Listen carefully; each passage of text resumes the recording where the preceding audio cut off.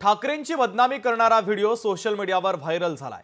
व्हिडिओमधील hotel ठाकरेंचं असल्याचा दावा या पोस्टमध्ये करण्यात आलेला आहे। तक्रार दाखल करण्यासाठी विनायक राऊत हे पोलीस ठाण्यामध्ये पोहोचलेले होते। लोकशाही मराठी मात्र या व्हिडिओची कोणत्याही प्रकारे पुष्टी करत नाहीये। तो बार आदित्य ठाकरे यांचा असल्याचा दावा या व्हिडिओमध्ये करण्यात आलाय। आता यावर स्वतः आदित्य ठाकरे यांनी देखील स्पष्टीकरण दिलेलं आहे। तुम्ही जो व्हिडिओ पाहता या व्हिडिओची लोकशाही मराठी कोणत्याही प्रकारे पुष्टी करत नाही। मी पण पाहिलं कुठून तरी काहीतरी कोणतरी वरती येते आणि खालती काय म्हणजे काय संबंध काय। मी पण याच्यावर सायबर सेलमध्ये गुन्हा दाखल करणार आहे, कारण असे फालतू चाळे कोणीतरी करत असतं। कोणाचे नाव चिटकवायचं, कोणाची बदनामी करायची, ज्याला हिम्मत असेल समोरून शिवाय द्या ना, हिम्मत असेल तर कुठेतरी बदनामी करायची, असं काहीतरी चिटकवायचं कुठेतरी आणि सोशल मीडियावर चालवायचं, मग कुठेतरी ते अजून व्हायरल करायचं।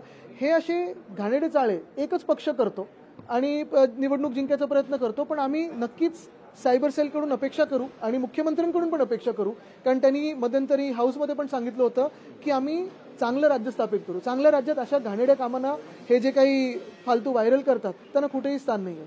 काय माहिती आता आदित्य ठाकरे यंग जनरेशन काय नेमकं करतोय धंदे हे त्याच्याबद्दल मी तर भाष्य करणं योग्य नाही। व्हिडिओ व्हायरल होतोय, खरा की खोटा त्याबद्दल जोपर्यंत आपण पाहत नाही तोपर्यंत त्याच्यावर भाष्य करणं योग्य पण नाही।